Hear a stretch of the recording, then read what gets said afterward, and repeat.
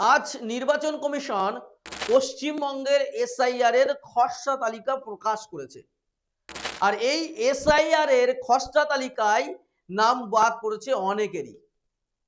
কতজনের নাম রয়েছে আর কতজনের নাম বাদ পড়েছে এই নিয়ে আজ আমাদের বিশেষ প্রতিবেদন। সম্পূর্ণ তথ্য জানতে হলে ভিডিওটি অবশ্যই শেষ পর্যন্ত দেখুন।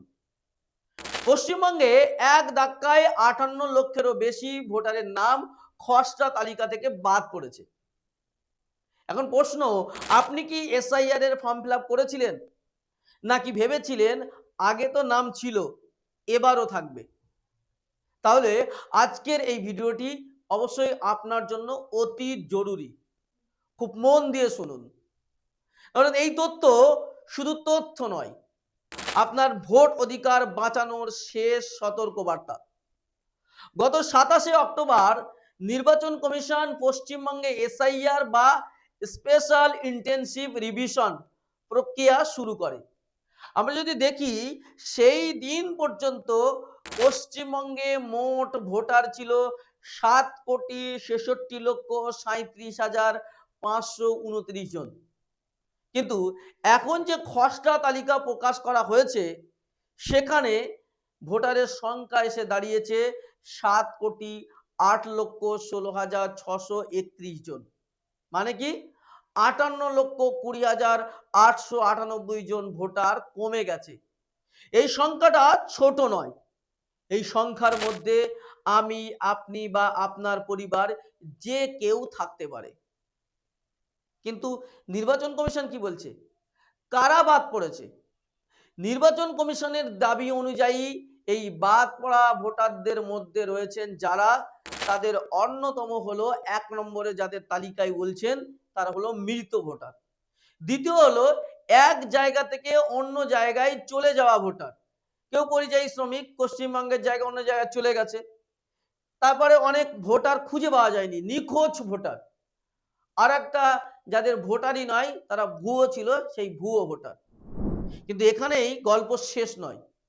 সম্পূর্ণ ও গুরুত্বপূর্ণ তথ্য হচ্ছে, এই 58 লক্ষ বাদ পড়া নামের মধ্যে রয়েছেন 57,604 জন জীবিত মানুষ, যারা শুধুমাত্র এনুমারেশন ফর্ম পূরণ করেননি। মানে কি দাঁড়ালো? আপনি জীবিত, আপনি ভোট দিতে চান, আপনি এই রাজ্যের নাগরিক, শুধু একটি ফর্ম না ভরার কারণে আপনার ভোটার তালিকা থেকে নাম উধাও। কিন্তু কারা এই মুহূর্তে নিরাপদ?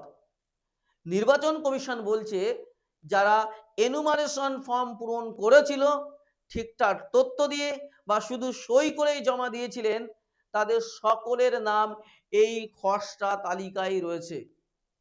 অর্থাৎ যারা পুরোপুরি প্রক্রিয়ার বাইরে ছিলেন, তারাই সবচেয়ে বেশি ঝুঁকিতে রয়েছেন বা তারা সবচেয়ে বেশি বিপদে রয়েছেন।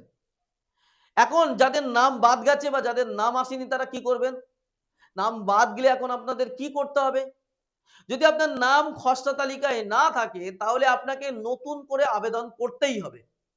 আর এর জন্য আপনাকে জমা দিতে হবে 6 নম্বর ফর্ম। কিন্তু এবার নিয়ম আগের মতো সহজ নয়, কিছুটা হলে একটু কঠিন হয়েছে, একটু নিয়ম বদলেছে। নতুন নিয়মে কি বদলেছে? আগে যা লাগতো সেটা হচ্ছে জন্ম তারিখের প্রমাণ, বাবা মায়ের ভোটার কার্ড। এবার তার সঙ্গে যোগ হয়েছে 2002 সালের ভোটার তালিকায় যোগসূত্র। অর্থাৎ আপনাকে 2002 সালে আপনার ভোটার তালিকায় আপনার কিংবা আপনার বাবার নাম আছে কিনা সেটা দেখতে হবে। মানে আপনি 6 নম্বর ফর্মের সঙ্গে আরো একটি আলাদা ফর্ম পূরণ করবেন, যেটা আপনাকে দেওয়া হবে। সেই ফর্মে 3টি অংশ থাকবে। উপরের অংশে আপনার নিজের নাম, ঠিকানা, সব তথ্য দেওয়া থাকবে। দ্বিতীয় হলো, যদি আপনার নিজের নাম 2002 সালের ভোটার তালিকায় থাকে, তাহলে সেই তথ্য আপনাকে দিতে হবে। আর যদি আপনার নাম না থাকে, তাহলে বাবা, মা, ঠাকুরদা বা ঠাকুমার 2002 সালের ভোটার তালিকায় যে তথ্য, সেই তথ্য আপনাকে জমা দিতে হবে।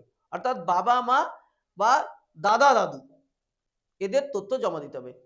এবং এই ফর্মে বুথ লেভেল অফিসার বা বিএলও এর সই অবশ্যই বাধ্যতামূলক, মানে তার সই থাকতেই হবে। আরো একটি গুরুত্বপূর্ণ বিষয় হচ্ছে এই ফর্মে আধার নম্বর দেওয়ার কোনো জায়গা নেই। অর্থাৎ যে আমরা দেখেছিলাম এনুমারেশন ফর্মে আধার নাম্বার দিতে হয়েছিল, এখানে দিতে হবে না। এবার অন্য রাজ্য থেকে আসা ভোটাররা যদি এই রাজ্যে ভোট দিতে চান, যারা অন্য রাজ্য থেকে এসে এখানে পশ্চিমবঙ্গে ভোটার হতে চান, তাদের কিন্তু ৮ নম্বর ফর্ম পূরণ করতে হবে। এক্ষেত্রেও এনুমারেশন ফর্মের মতোই একটি আলাদা ফর্ম পূরণ করতে হবে। ভোট শুধু কিন্তু একটা বোতাম টেপা নয়, ভোট মানে নিজের অস্তিত্ব জানান দেওয়া, আপনি আছেন তার প্রমাণ দেওয়া। আজ যদি আপনার নাম বাদ যায়, কাল আপনার ভোট থাকবে না, আর পরশু আপনার কথা বলার অধিকারও হয়তো থাকবে না।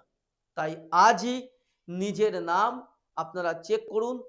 যাদের নাম এখনো আসেনি, বিএলওর সঙ্গে যোগাযোগ করুন। প্রয়োজন পড়লে ৬ নম্বর ফর্ম পূরণ করুন, কারণ এটাই শেষ সুযোগ।